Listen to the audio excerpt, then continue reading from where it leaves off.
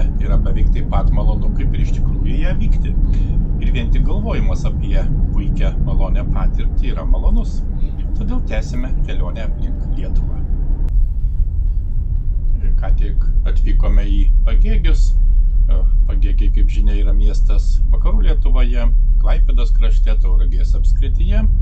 Na ir pratęsime pažintį su šiuo miestu, kadangi praėjusią kartą kelionę baigėme būtent Pagėgiuose. Reikia paminėti, kad Pagėgiai gali didžiuotis likusiu unikaliu architektūros paveldu. Jame ryškus 3 sluoksniai, būtent senojo kaimo, 19 amžiaus pabaigos 20 amžiaus pradžios vokiškojo miesto ir 1923–39 metais augusio Lietuvos Respublikos centro. Na ir Pagėgiuose nemažai namų, turinčių ne tik architektūrinės, bet ir istorinės vertės.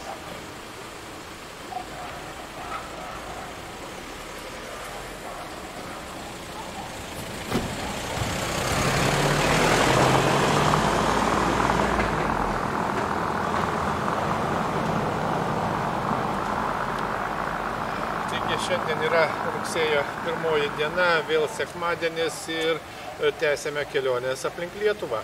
Esame Pagėgiuose, tai yra nedidelis miestas, rajono centras, visiškai Lietuvos pakraštyje iš esmės, už kelių kilometrų nuo Pagėgių yra Panemunė prie Nemuno, o kitoje pusėje jau prasideda Karaliaučius, būtent Tilžė. Mes vyksime iki Panemunės ir taip pat apžiūrėsime Panemunę. O šiandienos kelionės maršrutas nėra itin ilgas, nuo Pagėgių vyksime vėlgi pasieniu iki Šilutės. Ir Šilutėje šios dienos kelionę baigsime. Pagėgiai nedidelis miestas, nutolęs nuo Tauragės apie 30 km. Ir dar taip pat šiek tiek apžiūrėsime ir Pagėgius. Diena yra puiki, pamatysime tikrai daug.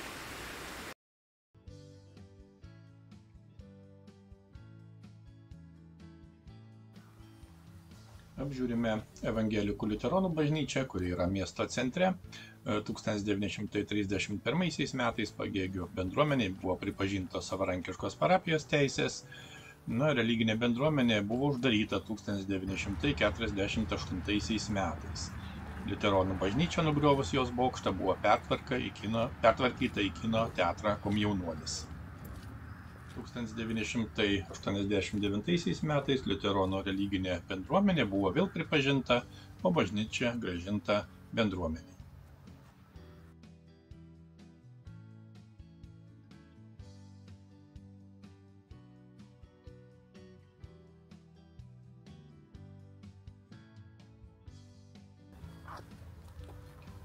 Apžiūrime ir katalikų bažnyčią, būtent Pagėgių Šventojo Kryžiaus bažnyčia. Kaip jau minėjome, katalikų bažnyčia Pagėgiuose naujai pastatyta 1997 metais senosios bažnyčios vietoje. Pagėgiuose katalikų bažnyčia pastatyta 1929–30 metais, o po 2 metų, būtent 1932 metais, buvo įkurta ir parapija. Kaip matome, ši bažnyčia trapecijos plano, be bokšto, o varpinė yra buvusiame senosios bažnyčios bokšte.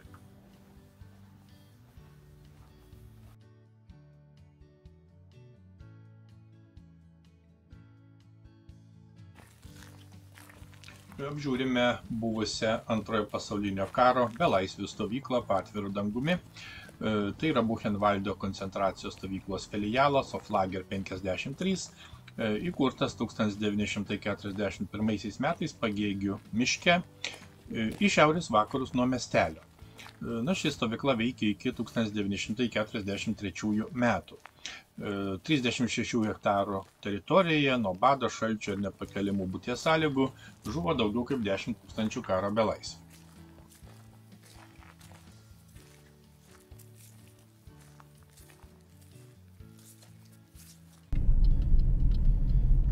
Pro miestą taip pat teka dešinysis Rusnės upės intakas Gėgė, ir nuo upės pavadinimo yra kildinamas miesto vardas. Greta miesto yra įsikūręs Pagėgių kaimas. Važiuojame link kultūros centro. Šio centro Pagrindinės veiklos kryptis yra meno mėgėjų veiklos skatinimas, puoselėjimas ir organizavimas, žinoma, bendradarbiavimas su visuomeninėmis nevyriausybinėmis organizacijomis, taip pat etninės kultūros veikla ir plėtojimas ir, žinoma, įvairių švenčių bei kultūrinių renginių organizavimas. Už kultūros centro, kaip matome, yra puikiai sutvarkytos viešosios erdvės, būtent sukurta patraukli vietos gyventojų ir, žinoma, atvykstančių turistų, vaikams, kitiems žmonėms pritaikyta laisvalaikio ir aktyvaus poilsio viešoji erdvė. Kaip matome, gražiai ir jaukiai sutvarkyta teritorija, įrengti pasivaikščiojimo takai, suoliukai, taip pat yra aikštelė su įvairiausiais sportiniais įrengimais, na, žinoma, yra žaidimų aikštelės vaikams. Pagėgių miesto viešosios erdvės buvo tvarkomas 2 etapais, buvo įgyvendinti 2007–2013 metų ES regionės plėtros fondo remiami projektai. Pirmasis projektas viešųjų erdvių kompleksinis sutvarkymas Pagėgiuose, na, o antrasis projektas Pagėgių miesto viešųjų erdvių kompleksinis sutvarkymas, tai būtent antrojo etapo projektas. Na, Pagėgiai akivaizdžiai atjaunėjęs miestas, tapo tikrai jaukesnis, tvarkingesnis, na ir, žinoma, patogesnis gyventi. Kaip yra sakoma, miesto veidas tikrai pasikeitęs. Čia sutvarkytos tiek ankstesnės ir, žinoma, įrengtos naujos viešosios erdvės. Gyventojai ir bendruomenės gali naudotis daug patogesnė infrastruktūra.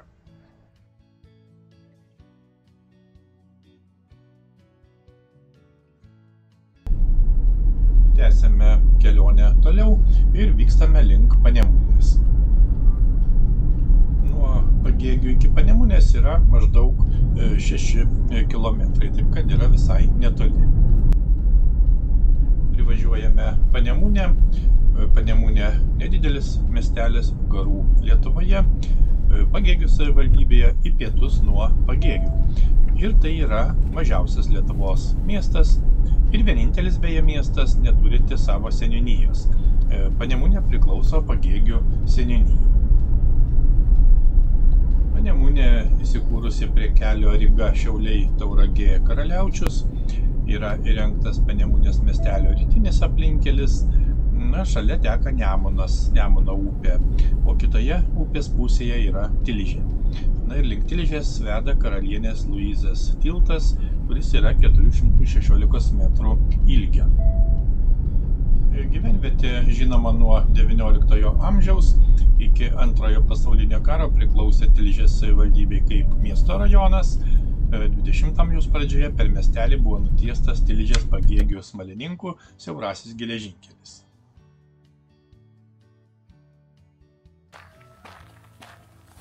Miestelyje yra taip pat sutvarkytos viešosios erdvės, yra nedidelis parkas, na ir kaip tik einame iki upės, iš kur matyti Tilžės miestas ir, žinoma, tiltas jungiantis Panemunę su Tilže.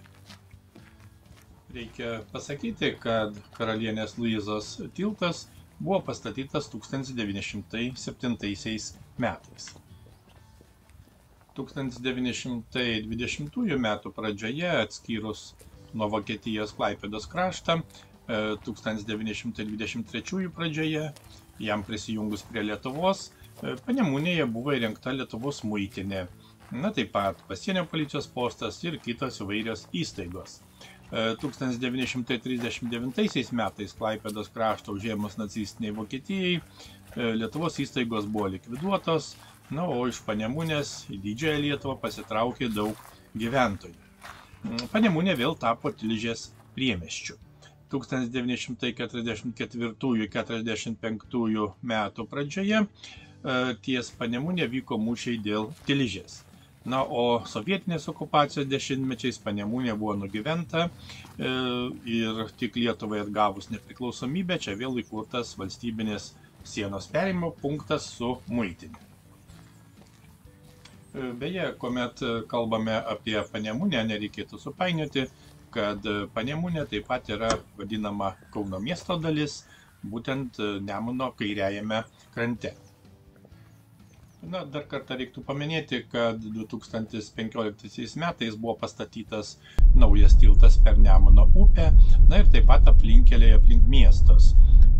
Esama sienos perėja per istorinį Karalienės Luizės tiltą yra skirta tik pėstiesiems. Kaip jau sakėme, Panemunė yra mažiausias Lietuvos miestelis. Keletą kartų vyko įvairios diskusijos dėl jo statuso pakeitimo iš miestelio į kaimą, na, tačiau jos nebuvo sėkmingos. 2023 metų duomenimis Panemunėje gyveno tik 207 gyventojai. Na, kas žino, galbūt netolimoje ateityje Panemunė vėl taps lietuviškosios Tilžės dalimi.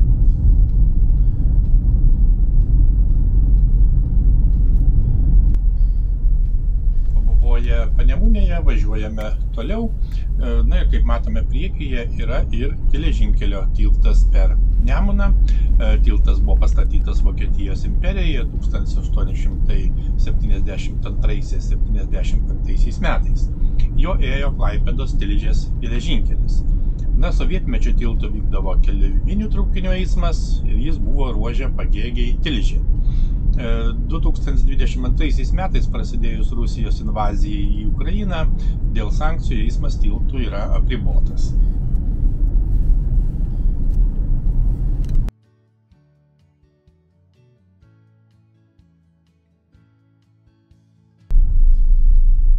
Privažiuojame pirmąjį kaimą mūsų maršrute, tai Šilgaliai, kaimas Pagėgių savivaldybėje, 3 km į pietryčius nuo Rukų.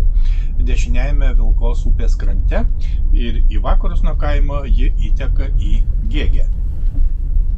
Važiuojame link dvaro sodybos, būtent Šilgalių dvaro sodyba yra išsidėsčiusi 1,5 km į pietus nuo Rukų. Yra išlikę nemažai dvaro laikotarpio statinių ir parko fragmentų. Na, po antrojo pasaulinio karo sodyboje buvo valstybinio Nemuno žirgyno kontora ir kaimo gyventojų butai. Šiuo metu Šilgalių dvaro patalpos yra tuščios. Kaimas, kaip matome, yra nedidelis, pro jį eina Klaipėdos Pagėgių geležinkelis, na, o šiaurėje praeina kelias Kaunas Jurbarkas Šilutė Klaipėda.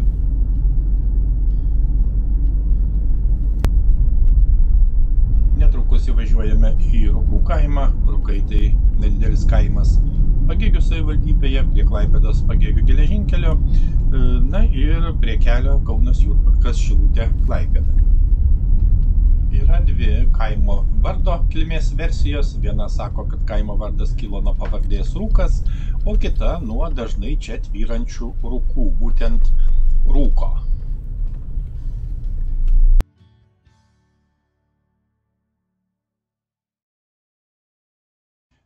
Einame apžiūrėti bažnyčias, būtent čia yra Evangelikų liuteronų bažnyčia, kuri yra šiame kaime, 8 km šiaurės vakarus nuo Pagėgių, būtent prie Šilutės Pagėgių kelio. Na, šios bažnyčios patalpomis kartu naudojasi Rukų Evangelikų liuteronų parapijos tikintieji ir taip pat Telšių vyskupijos Rukų Šventojo Antano Paduviečio katalikų parapijos tikintieji. Tikrai gražus bendradarbiavimas. Reikia pasakyti, kad iki 1945 metų Rukų Evangelikų liuteronų parapija buvo išties gausi, jai priklausė apie 4000 parapijiečių. Kaimas išties nedidelis, 2021 metų duomenimis čia gyveno 463 gyventojai. Na ir dar įdomus faktas tas, kad 1953 metais čia buvo išgręžtas Stoniškio geologinis gręžinys. Ir tai buvo pirmasis giluminis gręžinys Lietuvoje. Užsukame į dar vieną itin mažą kaimą, tai Plaškiai, kaimas Pagėgių savivaldybėje, 14 km į šiaurės vakarus nuo Pagėgių ir 4 km į pietvakaris nuo Stoniškio. Būtent Gėgės upės dešiniajame krante prie Nemuno atšakos Rusnės. Tai itin senas kaimas, pirmą kartą rašytinėse šaltinėse Plaškių kaimas paminėtas 16 amžiuje, na, o 17 amžiuje Plaškių kaime jau buvo karčiama, taverna, minima 1639 metais. Pravažiuojame dar vieną nedidelį kaimą, tai Galzdonai, kaimas jau Šilutės rajono savivaldybėje, į pietvakarius 8 km nuo Usėnų. 18 amžiaus pradžioje dokumentuose kaimas vadinamas Jonaičiais, tačiau vėliau įgijo dvigubą pavadinimą Galzdonai Jonaičiai. Taip pat yra draustinis Galzdonų. Botaninėme draustinėje saugomas Nemuno pavaginės zonos kraštovaizdžio bendrija su saugomais augalais.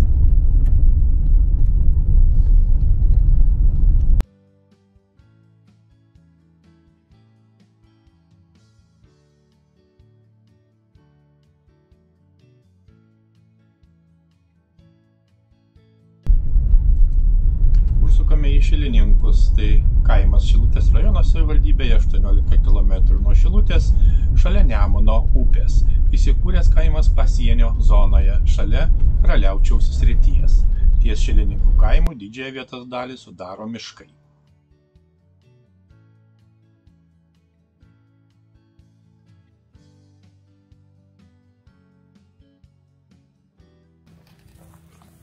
Taip pat apžiūrime ir čia esančią vandens matavimo stotį.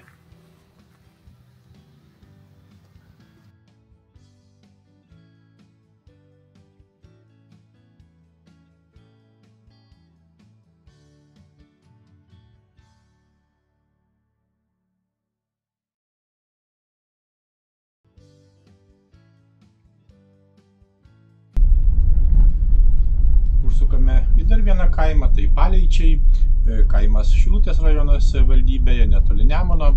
Na, šis kaimas nuo Šilutės yra nutolęs 14 km, o iki Rusnės tik 12 km. Paleičiai yra piečiausias Šilutės rajono taškas, kaimas yra pasienio zonoje, netoli Karaliaučiaus srities. Netoli Paleičių kaimo yra ilgiausia Lietuvoje vingiuojanti upė, būtent Nemunas. Na ir Paleičiams Nemunas turi svarbią žvejybinę reikšmę, kadangi ypač vasaros metu suaktyvėja žvejybos ir turistinių laivų sezonas.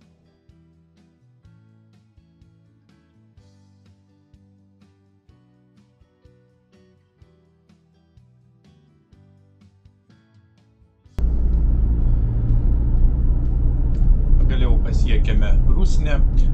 Rusnė yra nedidelis miestelis Šilutės rajono savivaldybės pietvakariuose, būtent Rusnės saloje, Nemuno deltos regioniniame parke.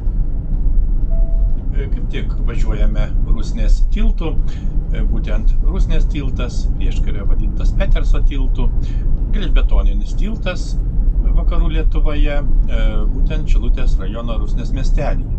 Na ir tiltas pastatytas kelyje Šilutė-Rusnė per Atmatos upę į Rusnės salą. Na, nuo seno per Atmatos upę gyventojus plukdydavo keltas, o žiemą jie keliaudavo ledu.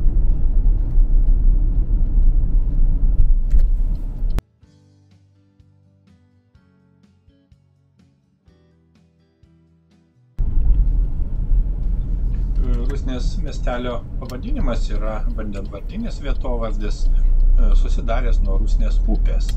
Anksčiau Rusnės upė tekėjo per Rusnės miestelio teritoriją po dabartinę Neringos gatve. Nors kartais Rusnė vadinama Nemuno atšaka nuo Gilijos iki Atmatos upės. Upėvardis kilęs nuo žodžio rusnoti, tai reiškia lėtai tekėti. Senesnis vietovardis yra Rusnė, kuri gali būti siejama su senovės indų kalbos žodžiu rusati, tai yra pilti, išlieti. Miestelis yra įsikūręs saloje, būtent Nemuno deltoje, tarp Atmatos ir Skirvytės upių, per vidurį yra Pakarinės upelis. Miestelis yra pasiekiamas moderniu tiltu per Atmatos upę, na, o su Šilutė jungiasi keliu Šilutė-Rusnė. Kitas Skirvytės krantas kol kas priklauso Karaliaučiaus sričiai, Na ir gyvenvietė įsikūrusi potvinių zonoje. Nuo potvinių jie saugo pylimai, saloje yra įrengta polderių sistema su 20 vandens kėlimo stočių. 2019 metais buvo pastatyta Rusnės estakada, kuri užtikrina susisiekimą ištisus metus.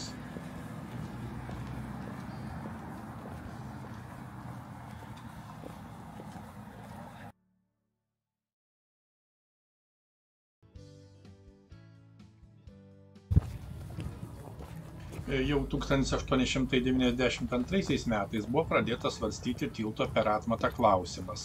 Tilto statybų dėka buvo pastatyta elektrinė ir į Rusnės miestelį buvo įvesta elektra. Tiltas pastatytas jau prasidėjus Pirmajam pasauliniam karui.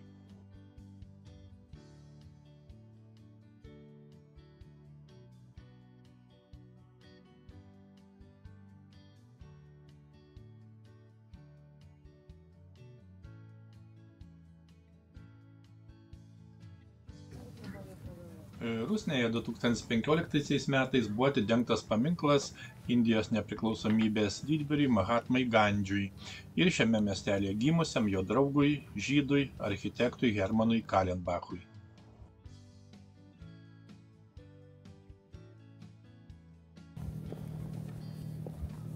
Miestelis išties puikiai sutvarkytas, einame apžiūrėti žmonių perkelimo per užlietas teritorijas technikos. Nepaisant įvairių sunkumų, vietiniai gyventojai gana gerai prisitaikė prie kasmetinių potvinių, apsemenčių kelius ir sodybas.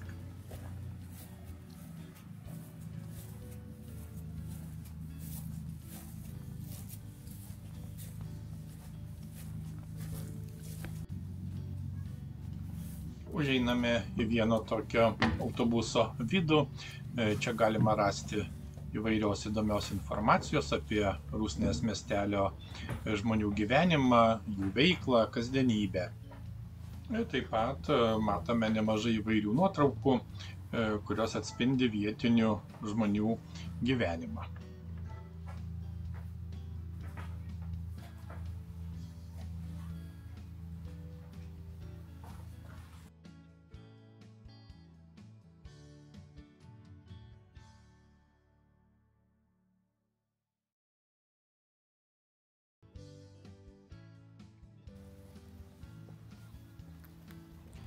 Atmatos upės pakrantė yra tikrai nuostabiai sutvarkyta ir gerai įrengta.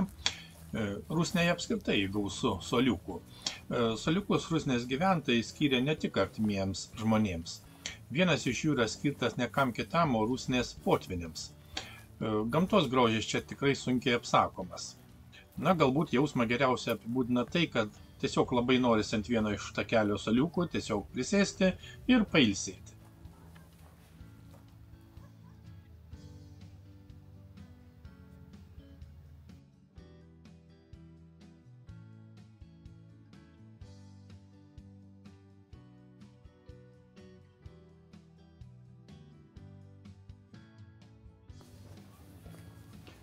Pasiekėme vietą, kur Nemunas susitinka su Skirvyte.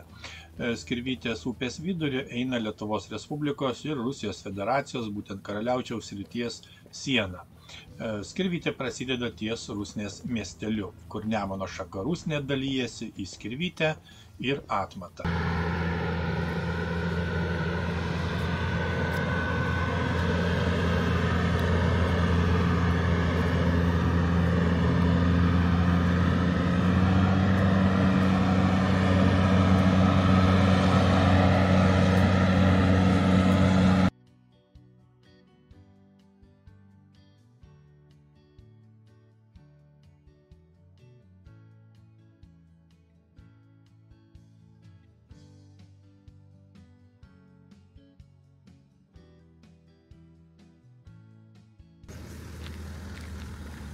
Keletas istorijos faktų. Istoriniai šaltiniai mini, kad 1365 metais kryžiuočių ordino magistras leido klaipėdiečiams Rusnės saloje ganyti gyvulius, šienauti, laisvai kūro ir statybos reikalams pasirinkti ir kirsti mišką. 14 amžiaus pabaigoje minimos ir pirmosios gyvenvietės Vorusnė ir Rusnė. 1926 metais kelyje iš Šilutės į Rusnę buvo pastatytas prezidento Griniaus tiltas potvynių vandenims praleisti. Na, o kaip jau minėjome, 1944 metais spalio 9 dieną vokiečiai susprogdino į salą vedusi Peterso tiltą.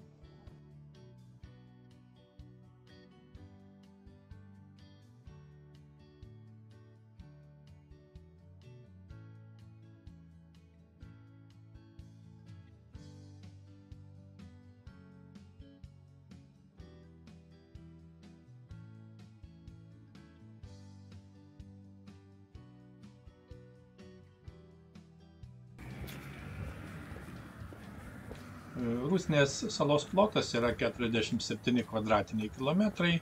Be Rusnės miestelio yra Vorusnės, Šiškrantės, Pakalnės, Uostadvario ir Skirvitėlės kaimai. Na, taip pat Rusnė yra garsi ne tik savo kraštovaizdžiu arba išlikusią senąją medinę architektūrą. Sala yra pagrįstai tituluojama skaniausios rūkytės žuvies sostinė. Daugybė žmonių kasmet čia atvyksta paragauti autentiškų patiekalų iš žuvies.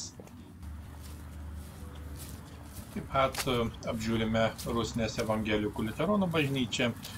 Bažnyčia buvo pastatyta 1809 metais. Na ir bažnyčia be abejo yra architektūros paminklas. 1922 metais įtrauktas į kultūros paveldo registrą.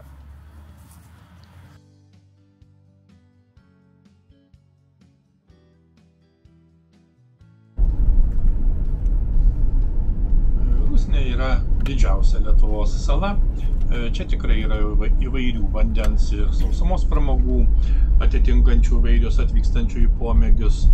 Na, apskritai aktyvių vandens pramogų čia tikrai netrūksta. Panorę gali žvejoti, plaukioti laivais, valtimis ar baidarėmis. Na, taip pat Rusnės sala yra patraukliausios poledinės žūklės Kuršių mariose centras. Tai išties unikalus, iš visų pusių apsuptas vandens gamtos kampelis.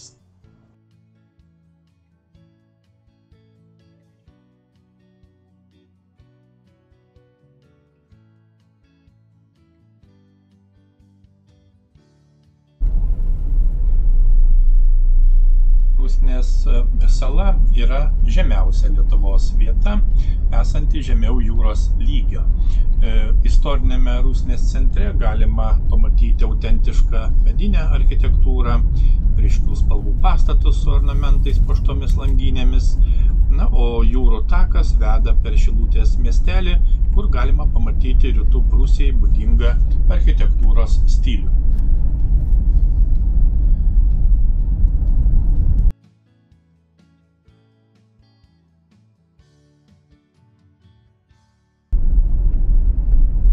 Na, kaip jau minėjome, jūrų takas prasideda Rusnės miestelyje, būtent Rusnės saloje.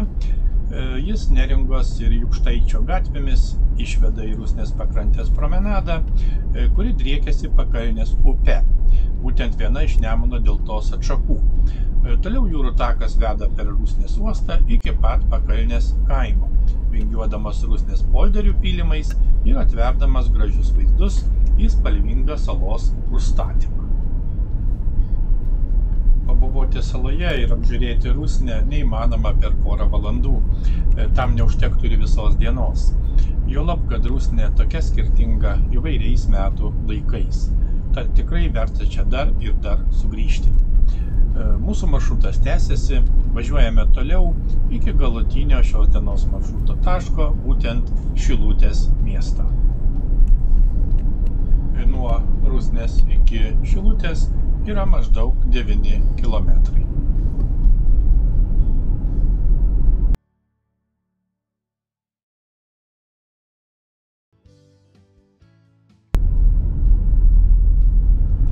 Įvažiuojame į Šilutę. Šilutė yra miestas vakarinėje Lietuvos dalyje, Klaipėdos krašte, Pajūrio žemumoje, Klaipėdos apskrityje, netoli Kuršių marių. Ir kaip jau minėjome, 8-9 kilometrai iki Rusnės salos.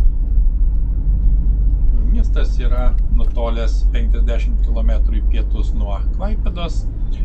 Na, taip pat Šilutė yra Pamario krašto Šilutės rajono savivaldybės centras. Na ir Nemuno deltos regioninio parko direkcija taip pat yra šiame mieste. Per miestą teka Šyšos upė, kurioje yra mažųjų laivų uostas. Miestas be abejo yra urbanistikos paminklas. Šilutė, kaip jau minėjome, yra įsikūrusi pajūrio žemumoje, pietvakarių Lietuvoje ir čia gyvena apie 20 000 gyventojų. Pats regionas yra mažai industrializuotas.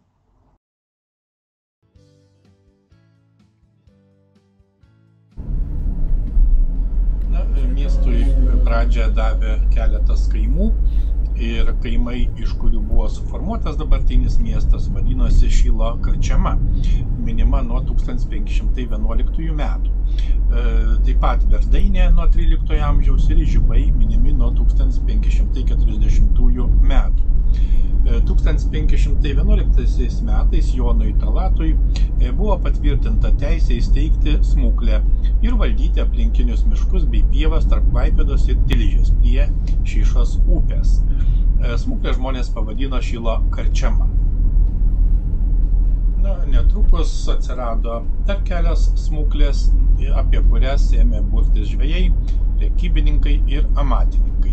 Ir įdomus faktas tas, kad vienos iš jų šeimininkas buvo garsaus filosofo Immanuelio Kanto prosenelis Richardas Kantas. 1923 metais naujai gyvenvietei, kuris susiformavo iš 3 minėtų kaimų, suteiktas Šilutės pavadinimas, būtent atsižvelgiant į pagrindinio iš tų kaimų vardo pradžią. Taigi, būtent 1511 metai yra laikomi Šilutės įkūrimo data.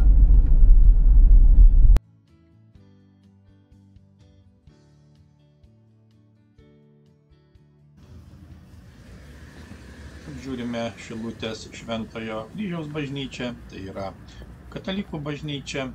Ir dabartinė bažnyčia, kurią matome, buvo pastatyta 1854 metais. Bažnyčia turi neogotikos ir neoromanikos bruožų, yra stačiakampio plano, vieno bokšto su įsikišusiu prieangiu. Dabartinis stogas yra uždengtas raudonai dažyta skarda, nors anksčiau jis buvo olandiškų čerpių. Prie bažnyčios taip pat buvo suprojektuota varpinė, atskirai suprojektuota, tačiau liko nepastatyta. Priešais centrinį įėjimą dešinėje pusėje ant aukšto pjedestalo pastatyta Šventos mergelės Marijos statula. Šventoriaus tvara yra metalinė su mūriniais stulpeliais.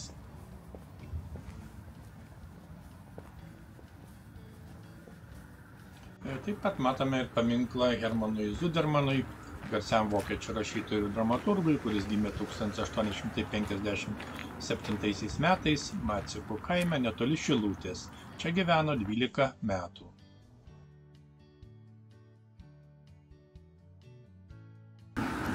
Aplankome Šilutės evangelikų liuteronų bažnyčią. Bažnyčia yra įsikūrusi Šilutės miesto centre.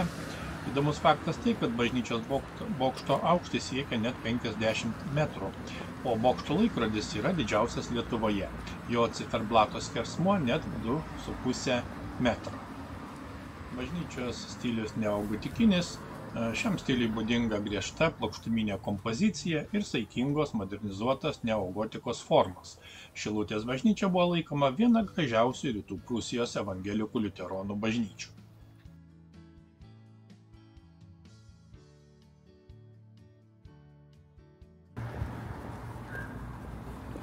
Miesto centre taip pat yra rajono savivaldybės administracijos pastatas. Svarbu paminėti, kad beveik visas rajonas yra Lietuvos pajūrio žemumoje. Rytuose siekia Vilkiškių kalvagubrį, šiaurės rytuose Vakarų Žemaičių plynaukštė. Aukščiausia Šilutės rajono vieta yra paribyje su Klaipėdos rajonu, o žemiausia vieta, kaip jau minėjome, yra Rusnės saloje, vietomis netgi žemiau jūros lygio.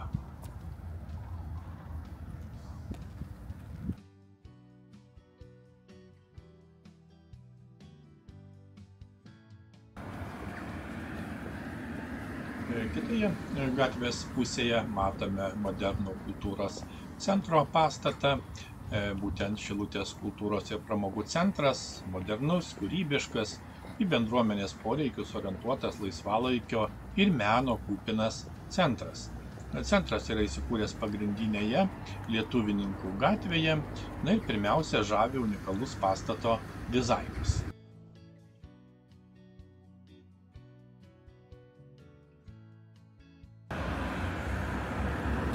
Apžiūrime ir Šilutės dvarą, kitaip vadinamas Hugo Šojaus dvaras, 1721 metais įkurta sodyba kaip valstybinis domenų dvaras dabartinėje Šilutėje. Jis yra nesudėtingų formų, vėlyvo klasicizmo bei istorizmo laikų pastatas su neryškiais stiliaus bruožais bei santūriu būdingų Klaipėdos kraštui dekoru. 1819 metais sodybą įsigijo Francas Vilhelmas Ratkė, dvarą vadino kilminguoju ir šis titulas liko iki 20-ojo amžiaus antrojo dešimtmečio. Tais pačiais metais buvo pradėta statyba. Dvaras Ratkiams priklausė iki tol, kol jį nupirko Hugo Šojus. Dabar Šilutės dvaro sodybos kompleksui priklauso rūmai, parkas, svirnas, kiaulidė, rūsys, du namai, tvartas, sodininko namas ir kiti kai kurie pastatai. Taip pat dvare yra įsikūręs Šilutės muziejus.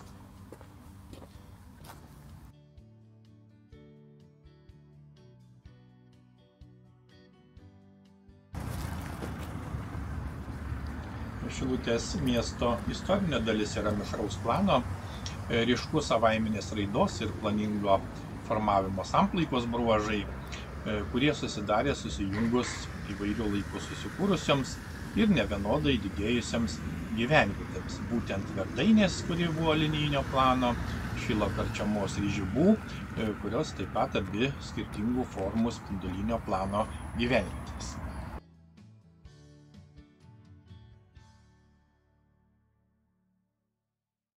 Taip, esame Šilutėje ir kaip tik šiuo metu iš esmės centre, kur yra Šyšos upė ir čia yra mažųjų laivų uostas. Labai puikus miestas, Pamario miestas vakarų Lietuvoje ir nutolęs tik maždaug 50 km nuo Klaipėdos. O į kitą pusę yra maždaug už 7-8 km yra Rusnės sala, kurioje ką tik tai buvome. Ir be abejo apžiūrėsime Šilutę. Žinoma, yra tikrai įspūdingas mažosios Lietuvos miestas ir apskritai šitas kraštas yra be galo įdomus. Atvykome šiandien ilgų maršrutų nuo Pagėgių iki Šilutės. Maršrutas nebuvo ilgas, tačiau tikrai įdomus, nes vykome pasieniu ir apžiūrėję šiek tiek Pagėgius, aplankėme Panemunę. Labai nedidelis miestelis, kuris yra prie Nemuno upės, ir kitoje pusėje yra Tilžė. Gaila, kad į Tilžę šiuo metu patekti nėra taip paprasta ir tai yra būtent Karaliaučiaus kraštas, kuris yra, kaip žinome, priklauso, tikėkime, laikinai Rusijai. Toliau nuo Panemunės vykome mažais kaimeliais, praktiškai visiškai pasieniu. Taip pat užsukome dar ir keletą kaimų ir, kaip jau minėjau, apžiūrėję Rusnę, atvykome į Šilutę. Ir dar trumpai pasiskaičiuosime Šilutę, apžiūrėsime svarbiausius objektus ir tokiu būdu šios dienos kelionę baigsime.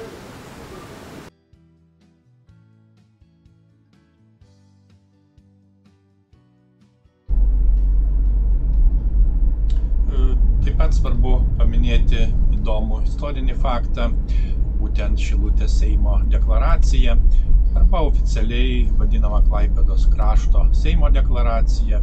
Tai yra mažosios Lietuvos lietuvių politinį dokumentą. Deklaracija iškilmingai buvo skelbiama, kad Klaipėdos kraštas autonomijos teisėmis jungiasi prie Lietuvos valstybės, kad jos Seimas yra krašto aukščiausia valdžia.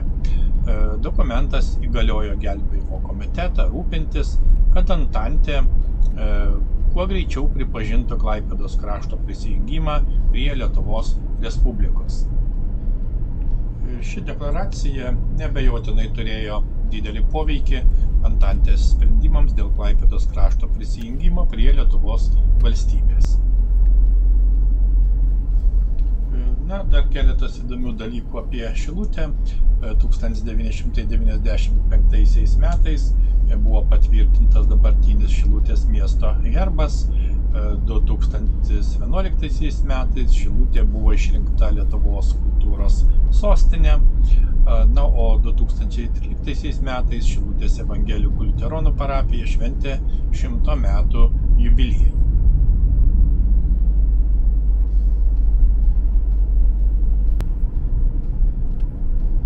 Be abejo, Šilutė taip pat yra ir pramonės miestas. Seniausia įmonė yra Šilutės Rambynas, veikianti nuo 1842 metų. Įmonė gamina sūrį bei sviestą.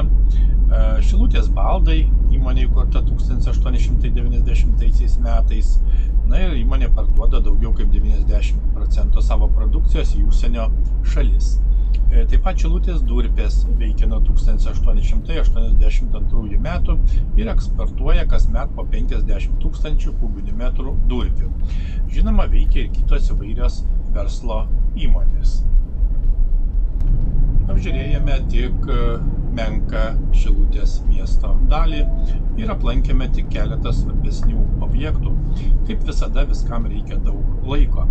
Tikimės, kad kitą kartą mieste pabuvosime kur kas ilgiau ir pamatysime žymiai daugiau, nes mūsų kelionės aplink Lietuvą tęsiasi. Tyrinėdami savo šalį galime daug geriau pažinti vietinę aplinką, įvertinti savo paveldą ir atrasti tai, apie ką net neįsivaizdavome. Yra daug renginių ir pramogų, kurias atranda tik turistai, nes vietiniai paprastai neturi priežasties ieškoti ir domėtis. Pakeiskime šią praktiką. Iki kitų kelionių.